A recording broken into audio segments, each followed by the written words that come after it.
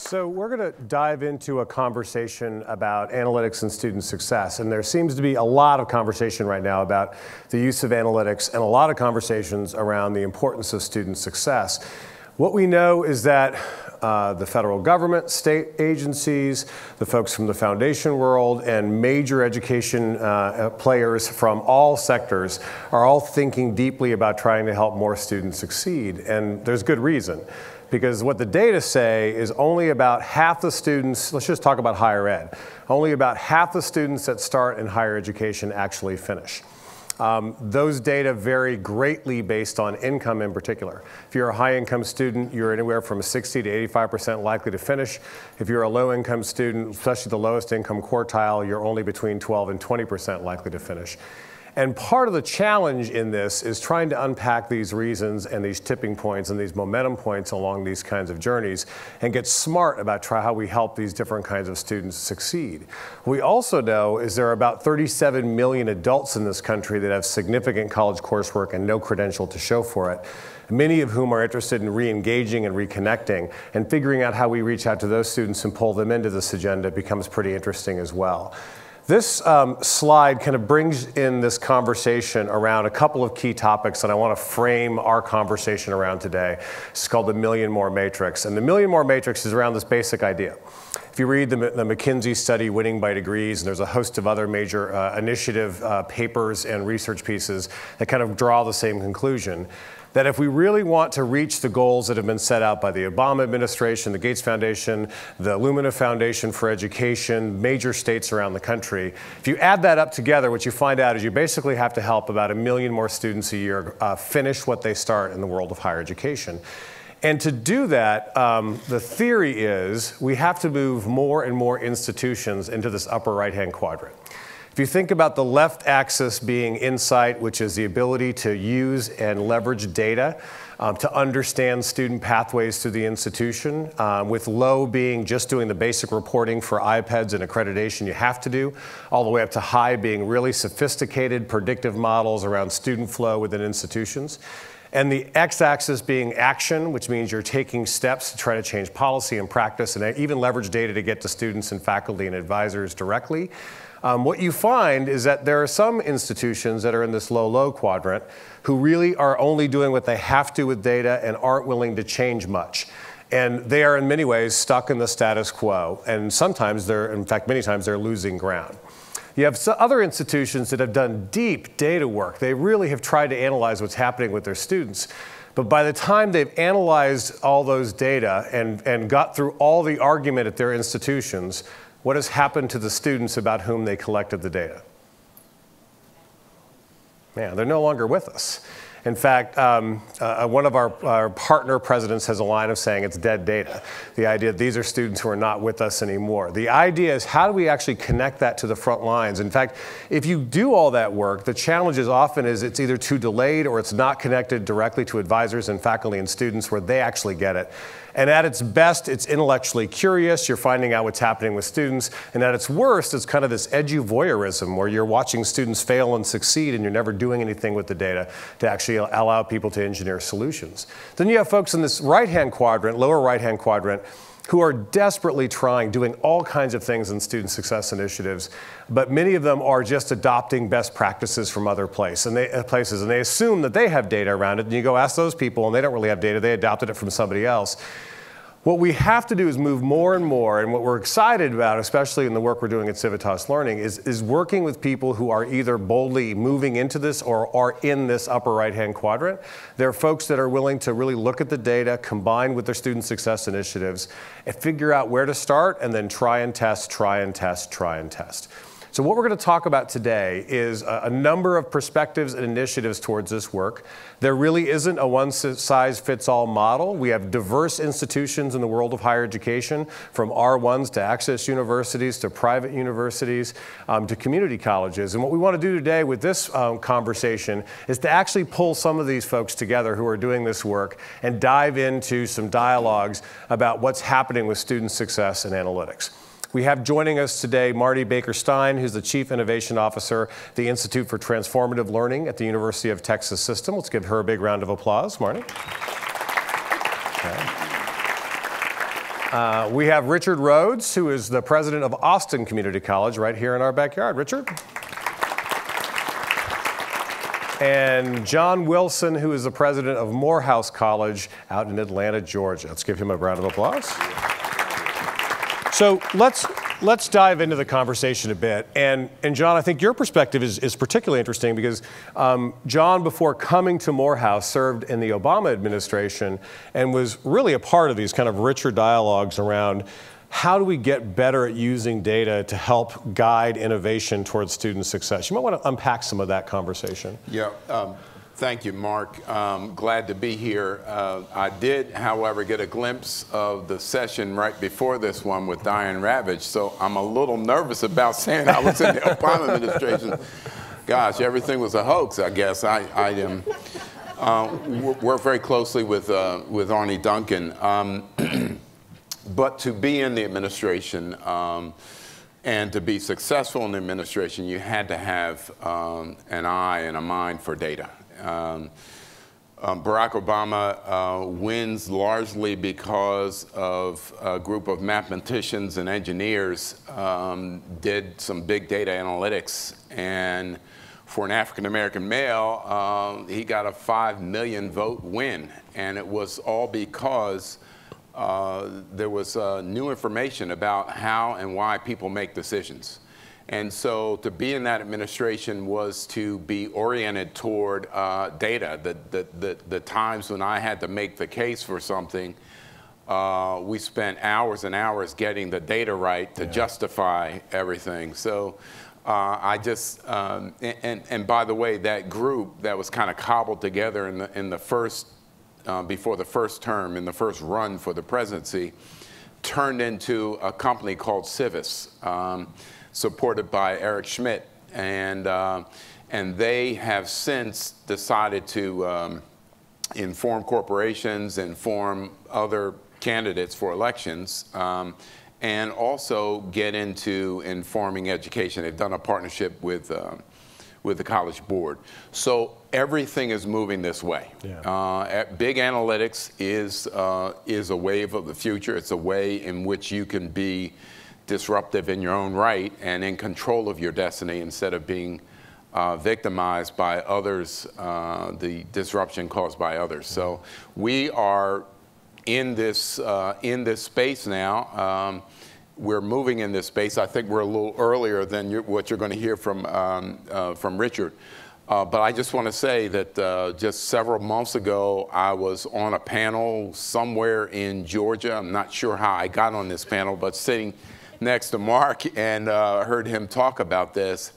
And boy, it dovetailed. It was a great fit with my experience in the White House. So you will expect to see Morehouse College in the next few months adopt this big data analytics approach and catch up with what Richard's doing at Austin Community College. Game on, Richard.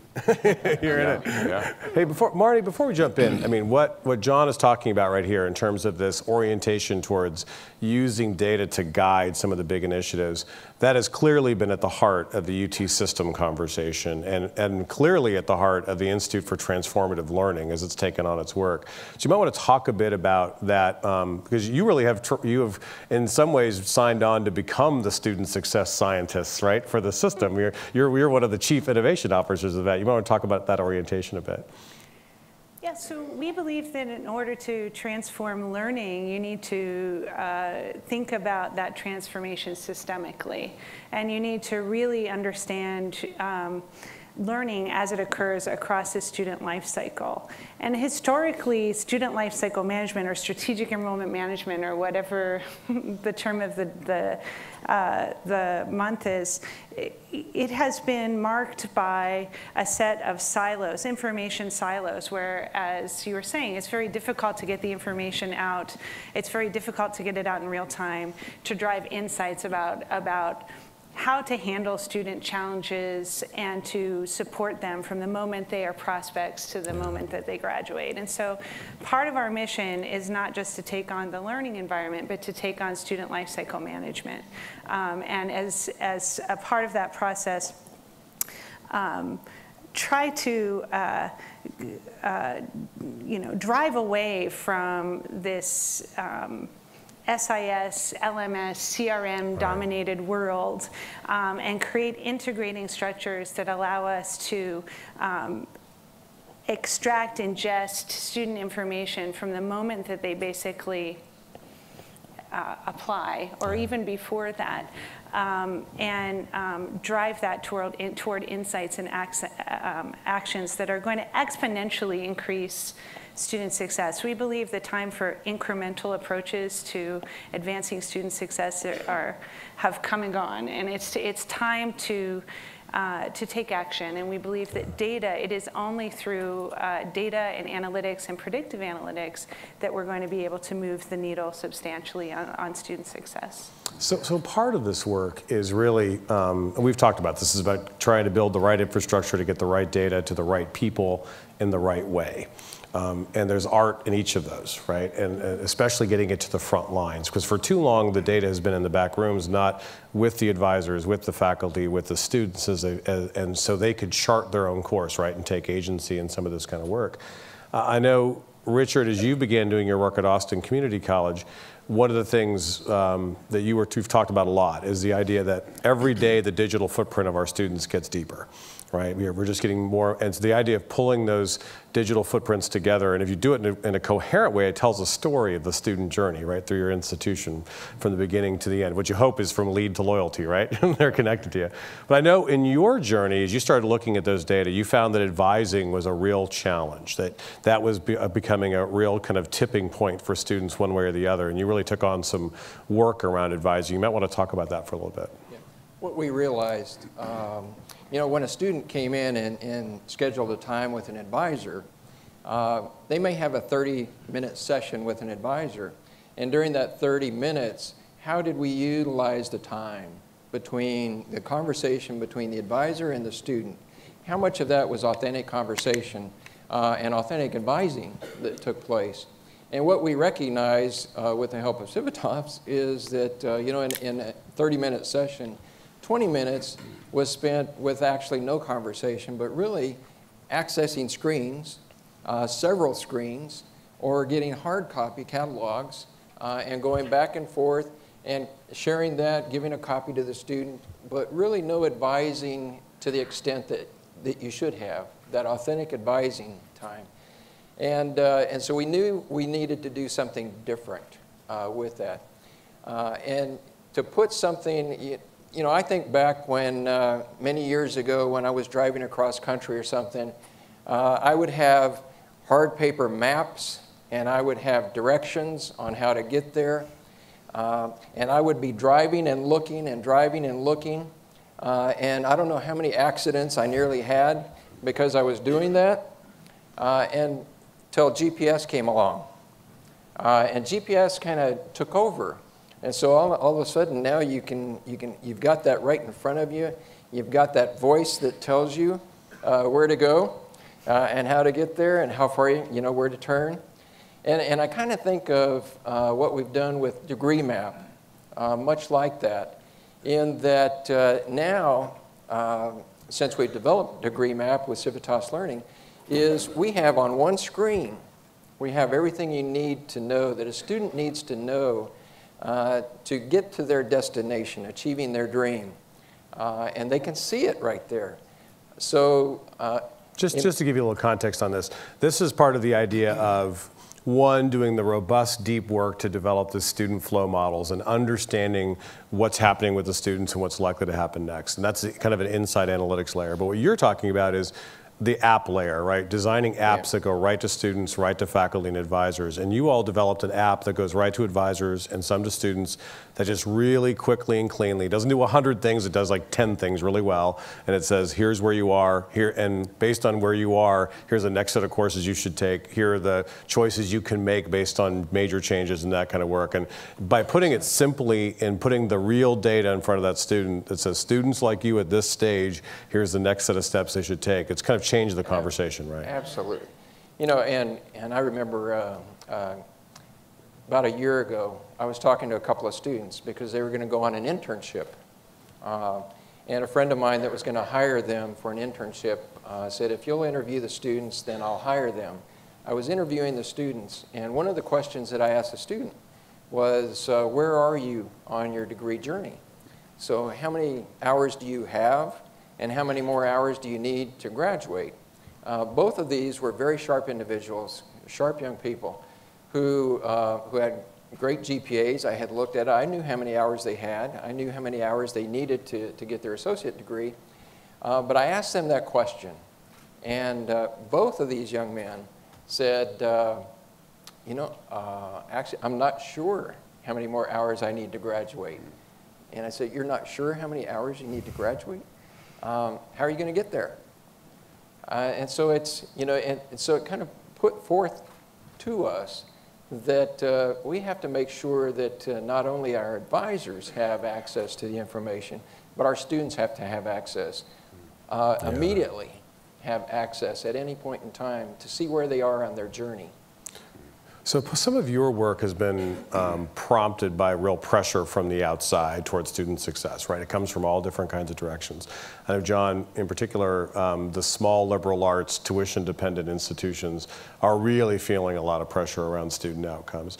And has that been a particular thing, especially with HBCUs? And now that you're coming into Morehouse, is that part of the conversation? It is. And I should say that it's industry-wide. I mean, it's the big things are now affordability and accountability, and that affects all colleges and universities, but especially small liberal arts colleges. They are challenged. We're at a price point now, it's a tipping point, where we are just beyond the capacity of middle-class Americans, and it's a big deal for most families in America. So that general pressure is there, but then you pull back a layer and see the college I run, Morehouse College, which is a predominantly black college.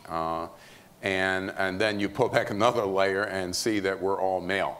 And so the difficulties associated with each of those layers, those difficulties are acute, and that's why we need this. What you've outlined, Richard, is a mystery on our campus and on a lot of campuses, and that's why we're eager to get there. When I was at the Obama administration, I ran the White House initiative on HBCUs, historically black colleges and universities.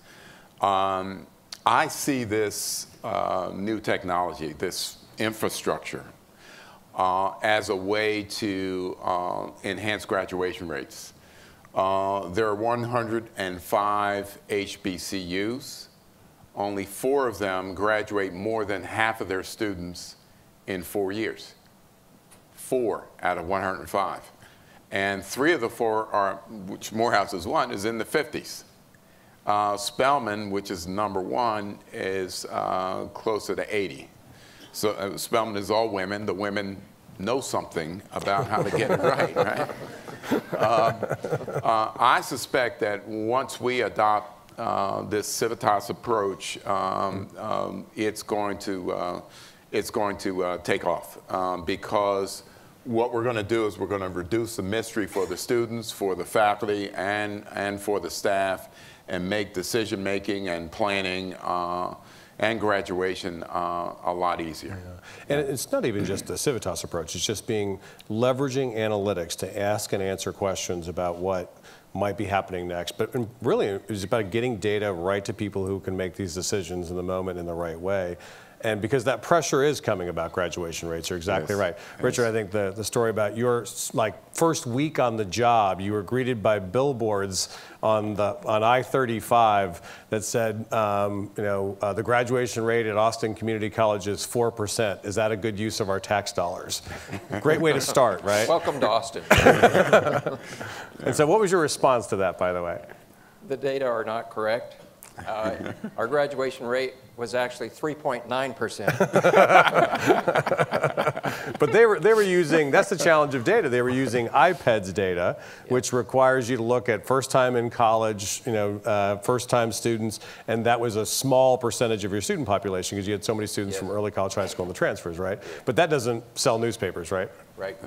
It's the FTFTF, first time, full-time freshman. Yeah. That's the way graduation rates are calculated. It is the holy grail in higher ed. Martha Cantor, who was undersecretary, tried to change that. We're all trying to redefine it, but there's so much wrapped up in it.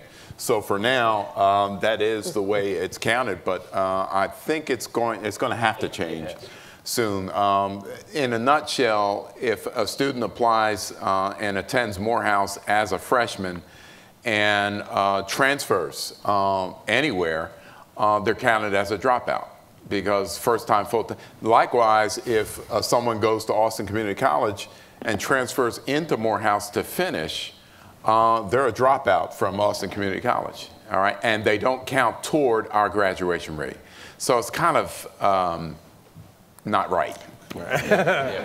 Well, that's why part of the student success scientist work is figuring out the measures, right? And figuring out how you measure it and what it actually means. I know, Marnie, some of the work you're doing at the UT system is pretty ambitious in that you're actually trying to help scaffold the merger of two major universities in South Texas and get your arms around the diversity of that student population, people coming at all ages and stages, and trying to figure out how to kind of design that in the right way for the right region. You might want to talk about that for a bit because that's going to be a challenge, right? Yeah, I think just related to these raw number scores that are used to make judgments about institutional success, in terms of that success profile, there are multiple profiles of success in any institution. And we don't understand them very well.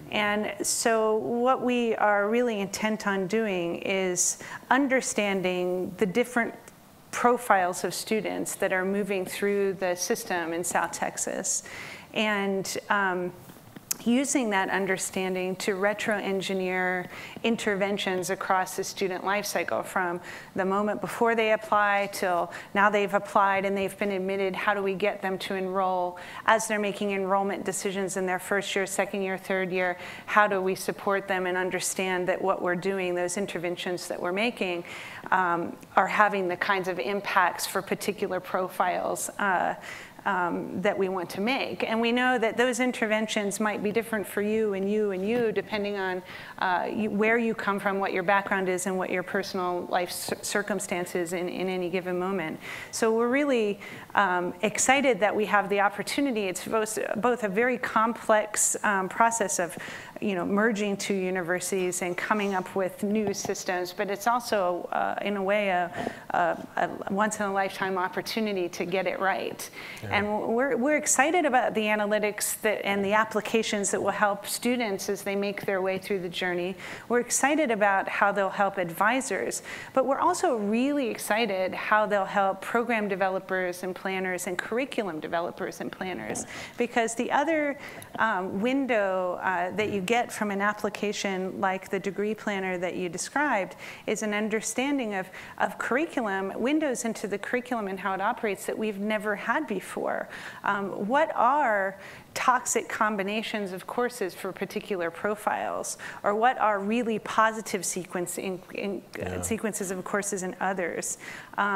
Where are those pinch points where students get stuck because they don't have the right background, or because we're not offering enough courses in that area during a given semester? So it gives you a sort of toolkit for managing and optimizing your curriculum generally, but then also really personalizing it for various student profiles that you're serving. And I think that is, for me, one of the most exciting aspects of the data capabilities that are now at hand.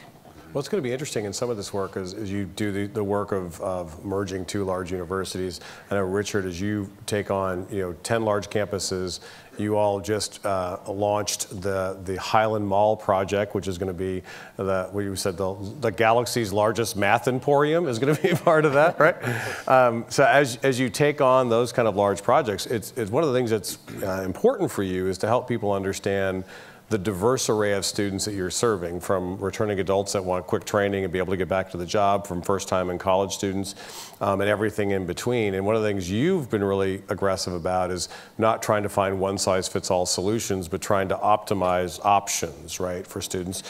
Some might want to do online, some might want to do blended, some on ground, and you're even experimenting with competency-based learning. You might want to talk about that for a bit. We were successful in getting a Department of Labor grant a couple of years ago, and so we're in the migration process of converting computer programming as a discipline from the semester credit hour basis into a competency-based unit delivery. And so that's, we have actually this past fall, we had our first cohort of students who were taking the competency-based model at Austin Community College, and I will tell you, it's exciting. The students love it, and they are persisting at higher rates. And so I think it's a model for us that we'll continue to invest in other discipline areas. Yeah. But we're taking a look at, with the development of the galaxy's largest math emporium, which will be more than, just a math emporium. It'll be a learning emporium for multiple disciplines.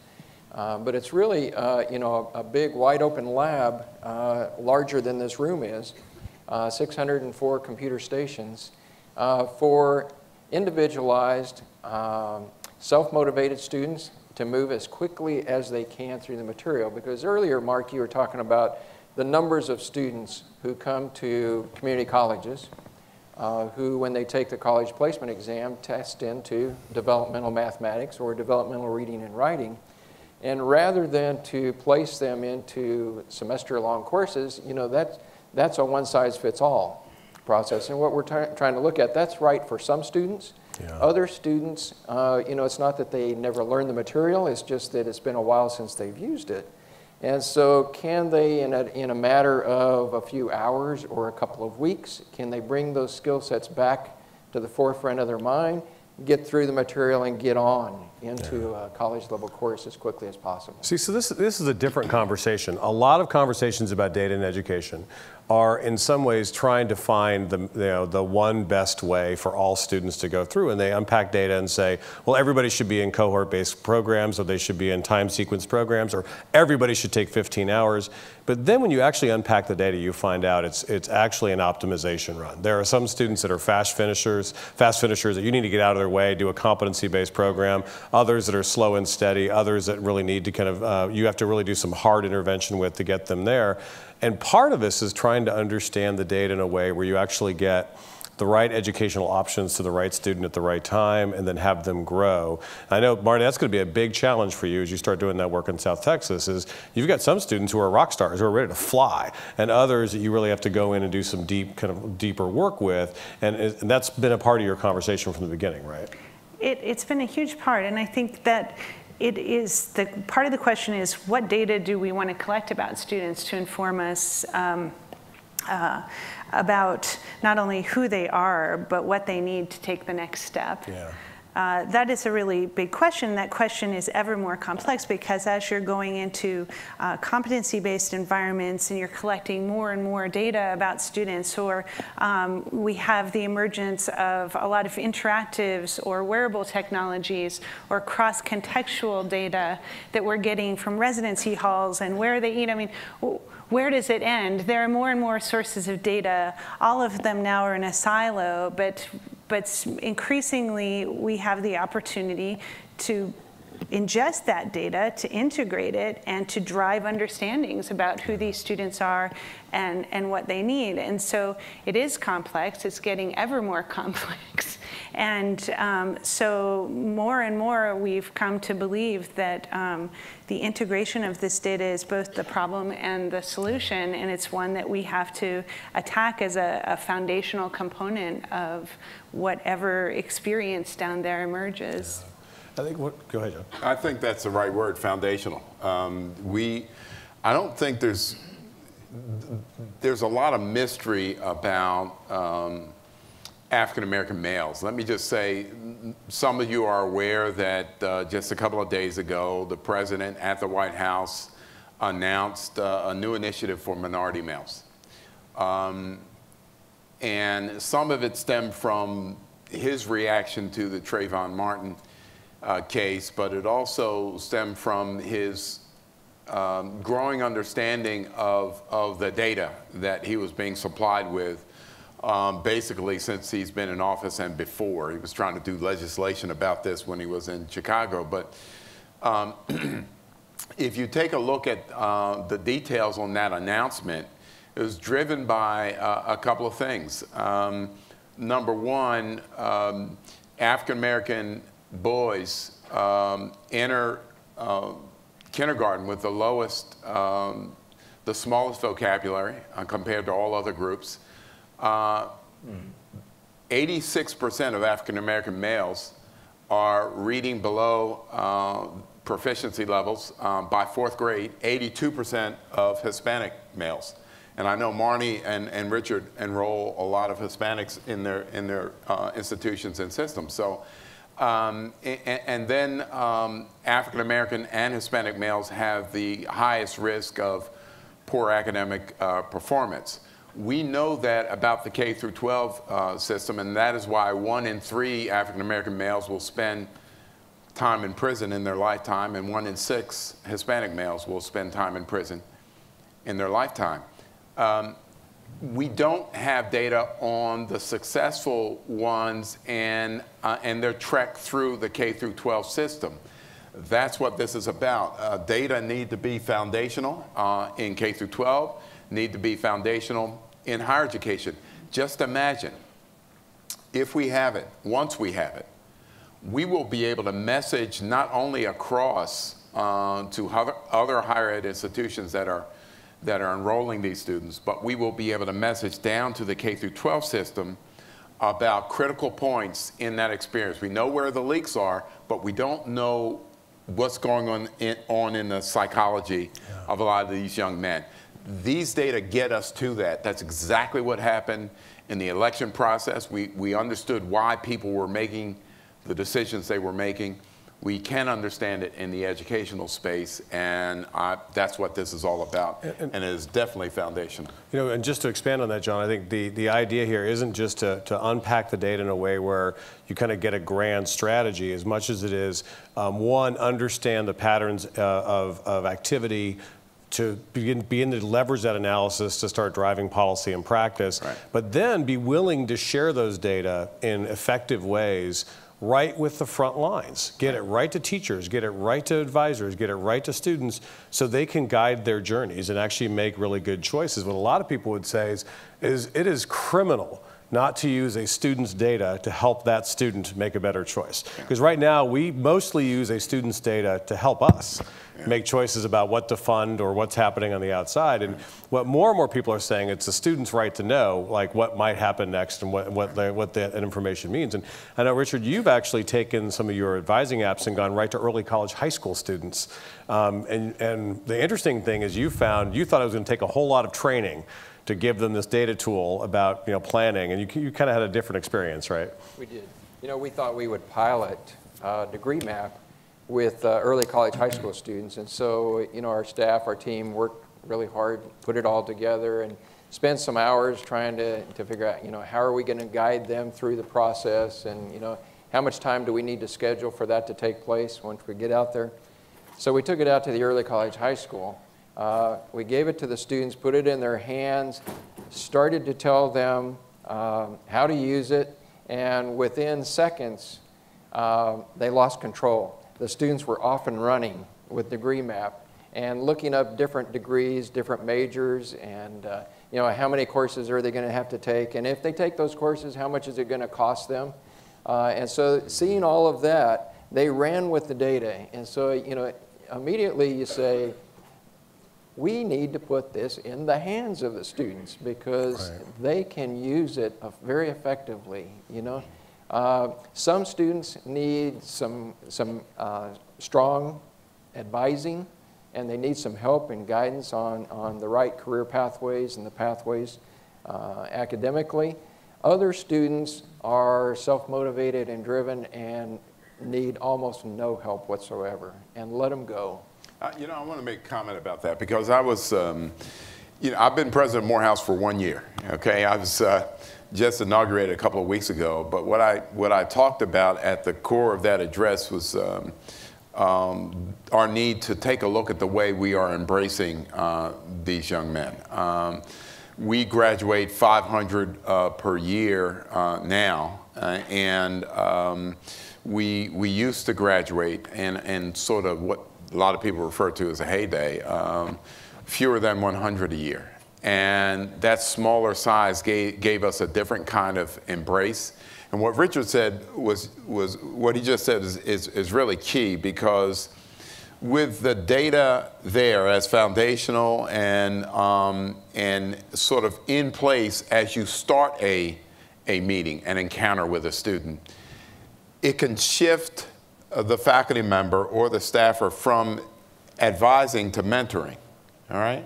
It's the basis for a more intimate conversation and an invitation to get inside of that student's head in ways that you can't if you're too busy trying to figure out what the scenario is in the first place. Right. So we think it's going to change the way we embrace our students, having this as at the foundation of the encounters and able to really personalize the interaction a lot more than we can right now. Part of that challenge is, they talk about at Carnegie Mellon, how do you use technology to make human moments precious? There you go, right there. And Marty, you've been a champion of this for a while, right? Well, and I was just wondering, as I've been listening to this conversation unfold, I think that this notion that you put the data in the hands of the right people at the right time, and that includes a student, how serious are we about that proposition? Because as students are increasingly across K through 12 and into higher education, attending multiple institutions, should that record of experience follow them? Should they take their own record with them, their own profile with them? Yeah. I mean, is it possible in the future that we might have a progressive student profile that is not reestablished every time the students move into a new campus environment? It's an interesting thing to think about. How far are we willing to go? And not only how far are we willing to go, but also what do we actually know about putting that much sort of information in the hands of the students as they're managing their own careers? Because I know as I'm talking to faculty and administrators, advisors, et cetera, there are two types. There are the type that says, give to the students, give them the information so that they can use it and make their own path forward. And then we have other people who are vehemently against that. Don't do that. You're going to demoralize them. You're going to, too much information is not a good thing. I think so much of this is emerging, and we don't know what the implications are. And I think that's part of the student success scientist quadrant, is actually studying those interventions and figuring out what's the right time, what's the right way. There might be some of those interventions that are really just light apps that give them information that really guide positive behavior. Others where the data say, no, that's much better done by an advisor or by a mentor faculty member working with that student. Those are all things we've got to figure out. And the question is, are we willing to kind of do that work of experimenting in this? I know, Richard, you're actually looking at using data from the transfer pathway between Austin and UT Austin to be able to tell a freshman student in your shop what are the course choices they should be making that would maximize their transfer, right? Exactly. Putting together a program we've developed with the University of Texas at Austin, a PACE program, but it's beginning to make sure that we have shared data for co-enrollments and take it beyond a co-enrollment program, but to any university, and to map it out and have the student have the understanding that the completion of the associate degree is not enough. They need to continue on with their higher education.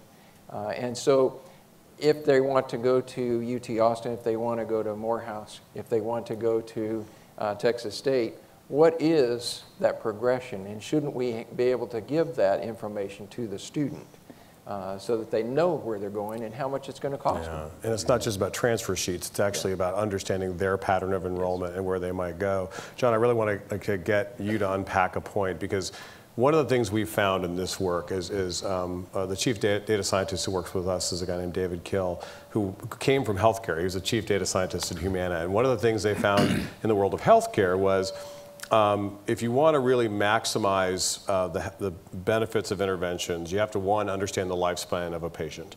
You have to understand when to intervene and how to intervene. It's not just about studying one intervention. It really is kind of a lifespan approach. Yeah. But what they also found was one of the most important things to do was to inspire agency, to actually have the patient take control of their own health and ownership of their own journey. And I know at Morehouse, one of the things you've been pretty passionate about, I know your provost and your CIO, who was with us a few weeks ago, was pretty passionate about this idea that culturally you have to do data in a way that inspires the agency of the student. It can't be just tell the student what to do.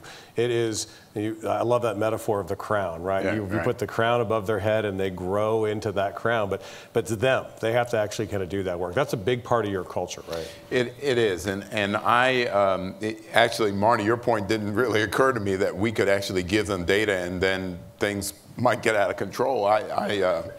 I'm thinking about that now, so, but I think it's going to be just fine because I do think that this is about empowerment. Morehouse has a unique brand. I started my presidency at the wrong time, right in the middle of an academic year at the end of January 2013. And I was in office for 7 days when I got a call from the White House that led to President Obama being our graduation speaker in May 2013. And one of the reasons why he did that is because there is such a thing as a Morehouse man. And we have a brand. There's this Morehouse mystique. And we challenge our students to not only go out and compete in the world, but go out and imagine a different world and work for that as well. So we feel that this is going to open up a brand new set of doors for our students. They will be empowered in a way that they have not been empowered before. Part of our reputation and brand is tied to having these wonderfully personal professors who will as one professor put it, who was celebrated by MIT a few years ago because he created so many chemists who went on to the top places in the country, including MIT, to get PhDs. He said, I never taught chemistry. I was teaching young men, right? It was more personal than just the subject. Now that we're at scale, at a different scale, we might get a little bigger once we get this right. The personal touch, the ability of faculty to really get into the lives of these students has been diminished a great deal. And I just have to say that there are a lot of people who perceive that this Morehouse mystique, the power of which comes from the nurturing environment that we've had, has been compromised a bit by the size and complexity that have grown up. Again, I want to say that this step toward data analytics has the power to make us smaller, to reduce the size in terms of the interactions, and reduce the complexity of everything. So that's another reason why, and we believe, therefore, it will return us to the luster of the brand we have had when we were a smaller environment, and get us to new places in our brand moving forward. I mean, the art of this will be figuring out, again, the right way to get the data to people, because done well, as Richard, you said, it clears the space for deeper, richer conversations. It creates that space for the personal connection. Done poorly, if you end up with simplistic data that just say, do this, and do this, and it's a bunch of check sheets and a bunch of control systems, and you actually put a risk model in front of a student that says, oh, by the way, you're highly at risk of not succeeding, just thought you'd like to know, yeah, right? You actually might create a lot of dropouts pretty quickly. And I know, Marty, that's one of the things you're really concerned about, right? Especially and I guess it is pretty complex, because some students are very motivated by competition. Some students are very motivated by understanding where they are in the playing field. and that's going to bump them forward. Other students may be demoralized by it. I think it's something that we're going to have to be willing to engage in and try out. And I think the more holistic the model, that success is not going to happen with one high-risk midterm or final or one course, but it happens over a lifetime as being a student. I think that's where you mitigate some of the risk of giving this messaging to them. And understanding, having it be driven by a student profile, so that, like you say, you can personalize these interventions. You're not taking some generic point system like you know, a credit score and using it with them, but you really, you know them. You've been getting to know them and tracking sort of who they are, and then you're making very personalized recommendations to them in a way that is not threatening or not demoralizing, but that is empowering. I think that's the dream. And part of that dream is, what data do you collect across the student life cycle to be able to make those recommendations? Part of it is, what are the algorithms that will allow you to make those recommendations? And then part of it is, what is that user experience through which you are going to communicate these understandings and insights in a student in a way that's going to drive them forward and not hold them back? And I think every layer of that stack, we are pioneering, right? And so it's really exciting / terrifying at this moment in data-driven education, but very, very important for the future. Yeah, I think, Richard, you as I said, you're a bit ahead of us, and one of the things that I'm a little nervous about as we move into this space is, you know, change is hard. People are slow to take it on. I suspect that our students will be a little faster at the embrace of all this than others, but a third of our faculty are ready to retire, so they're not trying to do things too differently right now. But how did you experience the embrace of this, the investment in it at all levels, faculty, staff, and students? Was it immediate, or was it staggered? Or? You know, I would have to say it was almost immediate. We had a 95% adoption rate by our advisors, and it was because, you know, you think about it, it wasn't their fault that they spent 20 minutes out of a 30-minute session pulling up data from different sources. It was because the system was not right, and we had to change the system to give them the, you know, the elements necessary for them to be successful in their job, and we hadn't given them the tools. And so when they could see that they had the tool set necessary to help the students, so that they could have the type of conversation with the student that they were trained to have with them, it meant all the difference in the world. And then they can explore those other things, such as, I mean, life gets in the way. And so 77% of our students are working adults. And in many cases, they're working more than one job. And they have families, and some are single parent, head of households.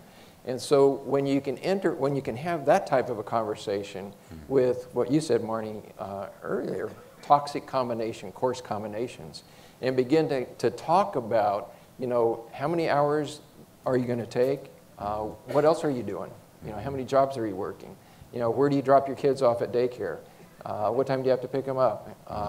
You know, when you can get into some of those conversations and you can give better advice, it's still up to the student to make the decision, but you can use the data, you can use the information and have those authentic conversations take place. Yeah. I think one of the things that was interesting about Austin with the rollout of the advisor app, and this is the idea of not trying to create some kind of giant Uber system that answers all the questions. Actually, part of the theory of the work you all are doing is this idea of get ridiculously good at understanding the student flow and get that unpacked, but then develop kind of lighter apps that are easy to deploy, that are incredibly useful, right to the front lines, and get it to advisors, get it to students, and then test them. right? Keep testing them and iterating. And the idea is that we might end up with 100 apps within 2 or 3 years that could layer on that same piece. But one of the things you've really experienced is that notion of a pull effect, right? If you design it right, it's just so useful, people want to be able to use it, and you can kind of test against it. I think that human interface, or that human factors engineering, whatever you want to call it, where we have to figure out what's the right design that makes it useful for the faculty. I think faculty really want information. They want to know what's happening with their students. You know, every coach in America at a major Division I school, and even at the non-Division I schools, has a complete scouting report on every single athlete that's going to be in their charge. They know their entire background. They probably have an instructional plan for them from day one. That's not what our faculty have when they walk in the door. Right. Our faculty walk in blind to a lot of stuff. And so the idea is, how do you give them the kind of information where they can really be student success scientists if they're going to go forward?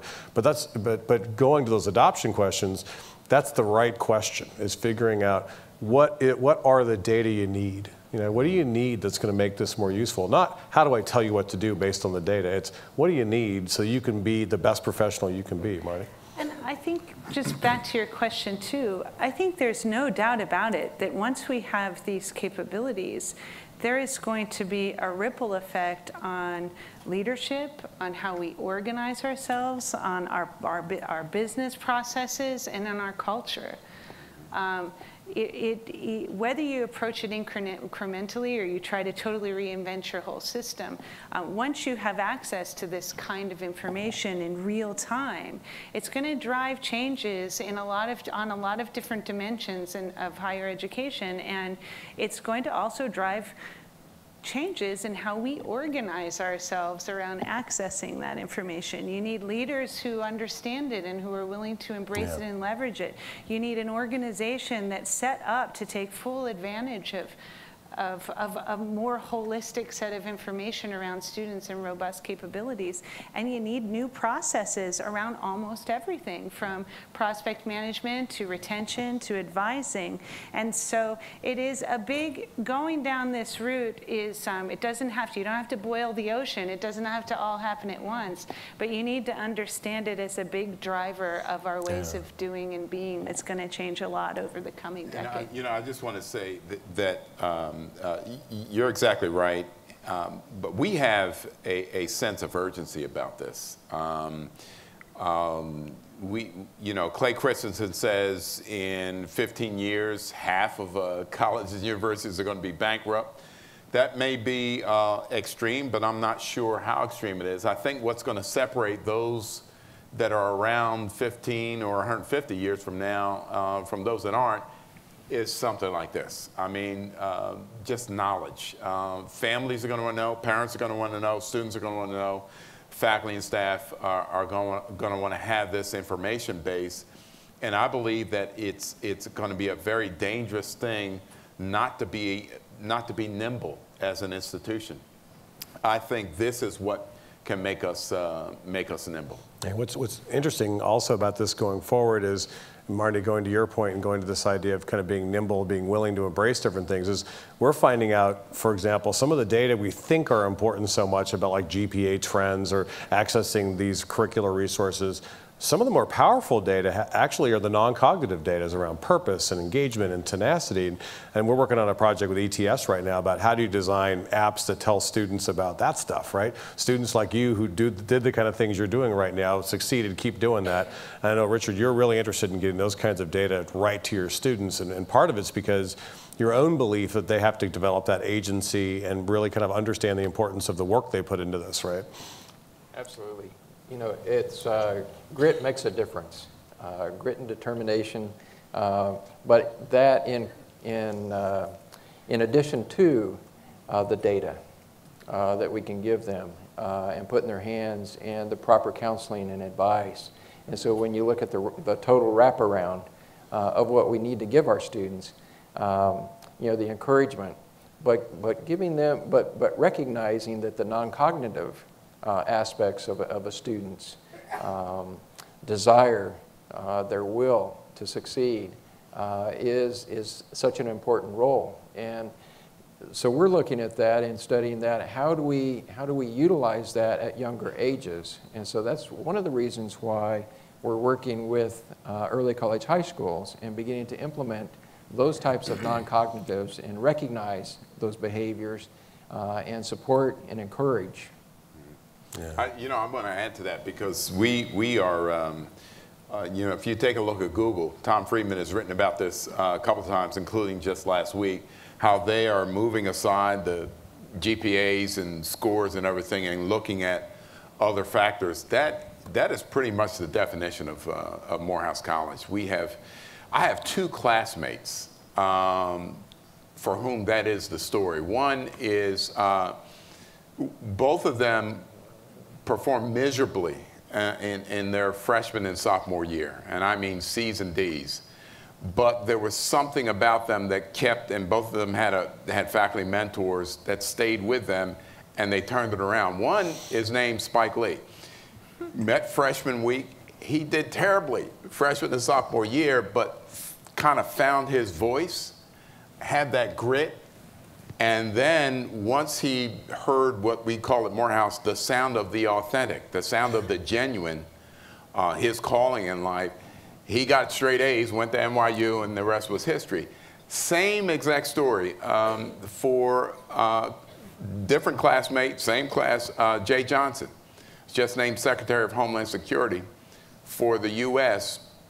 Poor grades first couple of years, a light went on, great grades, NYU law, and a career in government. Several other classmates, like not quite my story, but not far from it. There is something that this is where I would agree with Diane Ravitch. Grades and scores, you got to get beyond that. There are some qualities in students that you have to recognize, you have to connect with, you have to accentuate, illuminate, and get them to understand their value based on those things. Just imagine if we get the grunt work out of the way with help from data, and be aided in zeroing in on those things for students, we could change the face of education. And really understand better. So, a lot of the work that's been done on grit and resilience by Angela Duckworth and Karen Ravitch and Jane Gillum, that's evidence. There's evidence-based work there around interventions for high school students and college students. Those interventions through this data-driven approach could really be tested at scale. And we could understand a lot more about how they work for different profiles of students. So I think it's really exciting, not only to build non-cog measures into like an admissions criteria, but to understand how we can develop those traits over the course of a student experience, and how how we can, and what kinds of interventions work for different types of people who are moving through the system. So it's pretty clear, in fact it's very clear, that education is the pathway to possibility in this country. It is one of those things that opens doors and changes lives. And it's pretty clear that it's a complex pathway these days for a lot of folks. It involves multiple institutions, it involves life changes, it involves, often it involves trying to learn things that are trying to get prepared for jobs that don't even exist yet because of the rate of change. And I think one of the things that we can all agree upon is it is in our best interest to develop the capacity to be able to become more robust student success scientists, to really understand how we help more of these students succeed, because our country needs it, our states need it, our regions need it, but more importantly, those individuals are trying. They are striving every single day on that pathway to possibility, and it does open doors like you can't even imagine. One of the things I love about this conversation today was it wasn't about trying to create some mechanistic follow the rules, hear the data, do what I tell you kind of model. It was actually about how do you leverage data in a way to make education radically personal, right? And try to help those people develop deep relationships and create the space for that kind of nurturing and that kind of development in a very different kind of way. And I hope that as the conversation around analytics and student success goes forward, that more of those conversations take that kind of center at the core, because I think it could could go south. It could go in a very dangerous direction if we don't kind of keep the heart of what education's all about, which is possibility, at the core. Let's give them a big round of applause, folks.